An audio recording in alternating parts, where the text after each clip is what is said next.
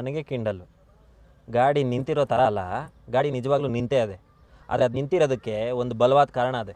ಓಹೋ, ಏನಪ್ಪ ಅಂತ ಬಲವಾದ ಕಾರಣ? ಸಾರ್ವಜನಿಕರ ರೆಡಿ. ಸಾರ್ವಜನಿಕರ ಸುರಕ್ಷತೆಗೆ ಈಗಲೇ ಜಾರಿ.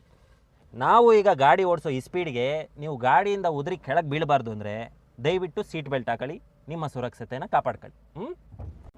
ಕಾಣ್ತಲ್ವಾ ಸೀಟ್ ಬೆಲ್ಟ್ ಹಾಕ್ತಾವನಿ. ಆಮೇಲೆ ನಾನು ಹೋಗೋ ಈ ಸ್ಪೀಡ್ಗೆ ನೀನು ಗಾಡಿಯಿಂದ ಕೆಳಕ್ಕೆ ಉದ್ರೋಗ್ಬಿಟ್ರೆ ರೆಡಿ. ಏನು ಮಾಡ್ತಿದ್ಯಾ? ಸೀಟ್ ಬೆಲ್ಟ್ ಹಾಕ್ತಾಯಿವ್ನಿ, ಅಷ್ಟು ಕಾಣಕ್ಕಿಲ್ವಾ? ಈಗ ನಾನು ಗಾಡಿ ಹೊಡೆಯೋ ಈ ಸ್ಪೀಡ್ಗೆ ನೀನು ಗಾಡಿಯಿಂದ ಉದುರೋದ್ರೆ ಏನು ಮಾಡೋದು? ಆಮೇಲೆ ಅದಕ್ಕೂ ನನಗೆ ಬೈತೀಯ ನೀನು. ದೇವರು ನನಗೂ 2 ಕೈ ಕೊಟ್ಟಿದ್ದಾನೆ, ಹೇಳಿದಿದ್ರೆ ನಾನೇ ಹಾಕೋತಾ ಇದ್ದೆ. ಅಯ್ಯಯ್ಯೋ, ಮೊದಲೇ ಅದು ಸಿಟಿ ಕೈ ಅಲ್ವಾ, ಸೌದೋಬಾರ್ದು ಅಂತ ನಾನೇ ಹಾಕಿದೆ. ಈಗ ಹೋಗನ್ವಾ?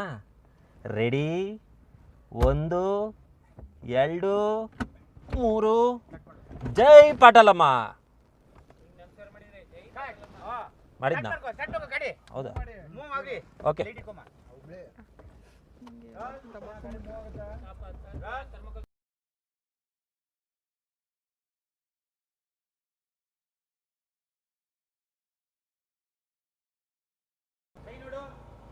ಅಯ್ಯಯ್ಯೋ, ತಪ್ಪಾಯ್ತು ಕವ್ಯ.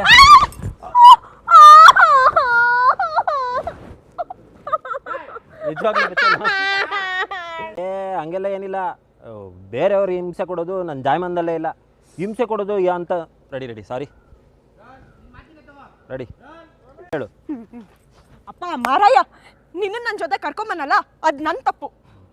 ಸರ್, ದಯವಿಟ್ಟು ನನ್ನ ಆರೋಗ್ಯನ ಗಮನದಲ್ಲಿಟ್ಕೊಂಡು ಸುರಕ್ಷಿತವಾಗಿ ಗಾಡಿ ಓಡಿಸಿದ್ರೆ ನಮ್ಗೆ ಸಹಾಯ ಆಗುತ್ತೆ. ಆಗಲಿ ಮೇಡಮ್, ನೀವು ನಮ್ಮ ಚಾಲನೆ ಬಗ್ಗೆ ಮಾತನಾಡಿದೆ.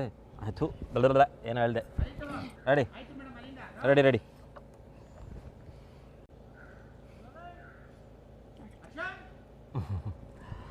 ಆಗಲಿ ಮೇಡಮ್, ನೀವು ನಮ್ಮ ಚಾಲನೆ ಬಗ್ಗೆ ಮಾತನಾಡದೆ ಸುಮ್ಮನೆ ಕುಳಿತುಕೊಂಡರೆ ನಾವು ನಿಮ್ಮನ್ನು ಸುರಕ್ಷಿತವಾಗಿ ಕರ್ಕೊಂಡೋಗಿ ಬಿಡ್ತೀವಿ. ಆಗ್ಬಹುದೇ?